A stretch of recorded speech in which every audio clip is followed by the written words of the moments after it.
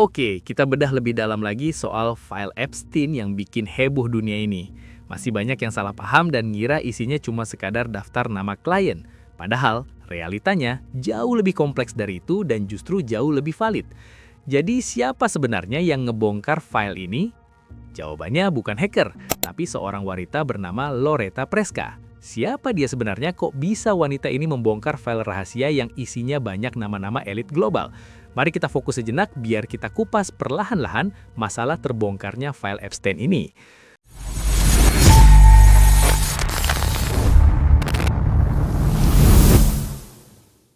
Loretta Preska itu adalah hakim distrik di New York. Jadi seluruh perintah pembongkaran file-file Epstein ini murni perintah pengadilan yang sah dan legal. Jadi bukan file curian ya. Terus barangnya ini sebenarnya apa sih? File-file ini tuh sebenarnya dokumen lama dari tahun 2015. Itu adalah berkas gugatan antara korban Epstein, Virginia Giuffre, melawan tangan kanannya Epstein, si Ghislaine Maxwell. Baru di awal 2024 kemarin, hakim memutuskan segelnya dibuka. Nah, sekarang kita masuk ke isinya. Apa aja sih yang ada di ribuan halaman itu? Isinya bukan cuma satu lembar daftar absen ya. Itu adalah kumpulan transkrip kesaksian, email pribadi, catatan hukum, sampai log penerbangan pesawat pribadi Epstein. Disinilah muncul nama-nama besar yang bikin geger. Ada Pangeran Andrew, Bill Clinton, Donald Trump, bahkan nama pesulap David Copperfield dan Michael Jackson pun disebut.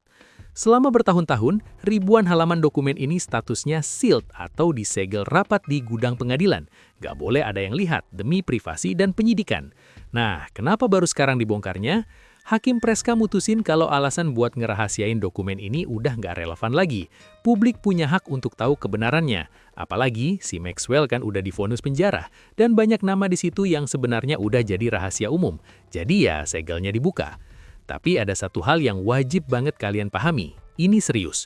Kalau ada nama orang muncul di dokumen itu, bukan otomatis berarti mereka pelaku kejahatan atau klien Epstein. Isi dokumen itu campur aduk. Ada nama pelaku, jelas. Tapi ada juga nama korban, nama saksi, nama pegawai, bahkan nama orang yang cuma disebut sekilas dalam obrolan, tapi nggak tahu apa-apa soal kejahatan itu. Jadi kesimpulannya, file ini dibuka bukan buat sensasi, tapi buat transparansi hukum. Biar semua jelas dan nggak ada lagi yang ditutup-tutupi. Dalam file ini ada beberapa nama besar yang dimentions oleh Epstein. Di antaranya, Donald Trump sebanyak 5.300 mentions, Elon Musk 1.465 mentions, Bill Gates 2.592 mentions, Stephen Bannon sebanyak 2.901 mentions, Bill Clinton sebanyak 1.210 mentions, dan masih banyak lagi tokoh-tokoh yang disebut di dalam file rahasia ini. Munculnya nama mereka di situ punya arti yang beda-beda, jangan disamaratakan. Contohnya Pangeran Andrew. Di dokumen itu, dia secara spesifik dituduh melakukan pelecehan oleh korban. Tuduhan yang selalu dia bantah dan akhirnya diselesaikan di luar pengadilan. Terus ada Bill Clinton dan Donald Trump.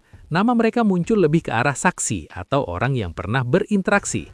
Clinton disebut sering naik pesawat Epstein untuk urusan yayasan, tapi tidak ada tuduhan spesifik soal tindakan ilegal di dokumen ini. Trump juga disebut pernah makan malam atau foto bareng, tapi sekali lagi, di dokumen ini dia tidak dituduh sebagai pelaku kejahatan seksualnya. Bahkan ada nama Michael Jackson dan David Copperfield yang disebut cuma karena pernah terlihat di rumah Epstein atau makan malam di sana, tanpa ada indikasi mereka ikut serta dalam pijit plus-plus atau hal mengerikan lainnya. Andrew Tate menyatakan bahwa kasus Jeffrey Epstein ini menurutnya hanya mengungkap sebagian kecil dari jaringan yang lebih besar. Ia bilang bahwa kasus ini hanyalah satu bagian kecil dari sistem tersembunyi yang jauh lebih luas dan belum sepenuhnya terungkap ke publik. Menurut Tate, perhatian publik saat ini mulai bergeser ke dugaan jaringan perdagangan manusia yang ia yakini masih beroperasi secara tertutup, termasuk melalui lokasi terpencil seperti pulau pribadi dan tempat yang jauh dari pengawasan publik. Ia menggambarkan Epstein ini sebagai pintu masuk untuk memahami masalah yang lebih besar, bukan sebagai akhir dari kasus. Bakal tambah seru nih dunia kalau sempat terungkap yang lebih besar. Yeah, that's a fantastic question. And you've also been very fair to me. I have to give you credit for repeatedly pointing out that I've not been convicted and that you believe in the rule of law and we should wait for a conviction.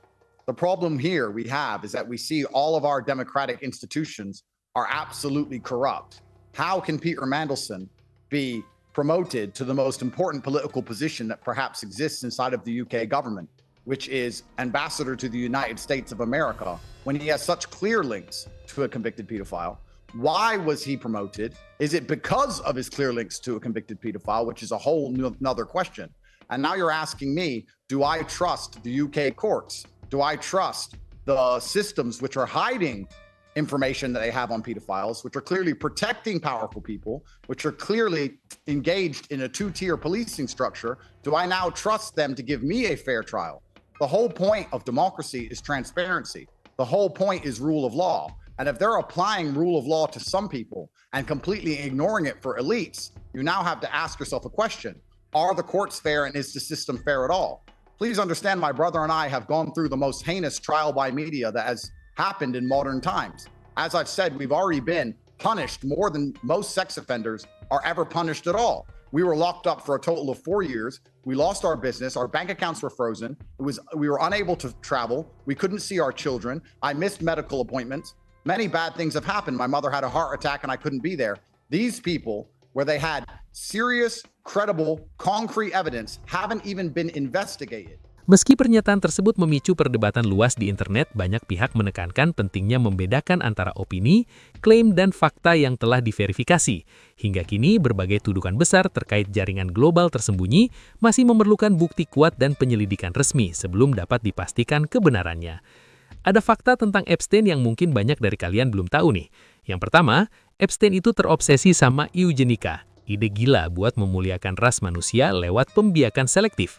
Di propertinya yang di New Mexico, namanya Zorro Ranch, dia punya rencana gila buat ngehamilin 20 wanita sekaligus. Tujuannya buat nyebarin DNA dia sendiri, karena dia merasa genetikanya superior.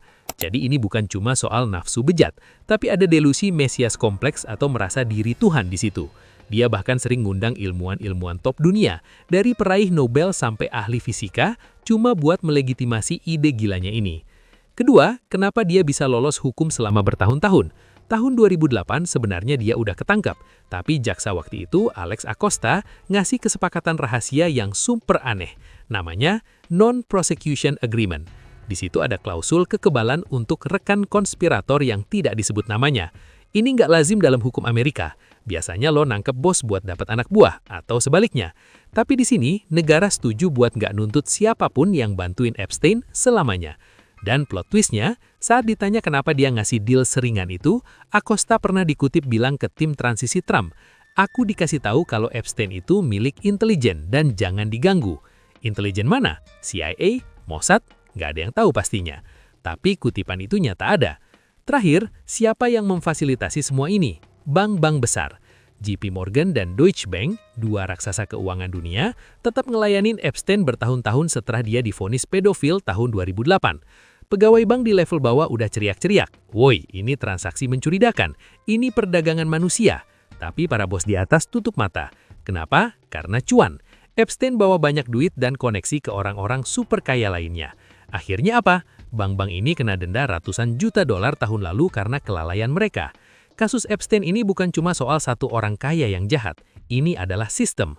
Sistem keuangan yang korup, hukum yang bisa dibeli, ambisi sains yang kebablasan, dan bayang-bayang intelijen negara. Itu yang bikin kasus ini benar-benar gelap. Sekian bedah kasus kali ini.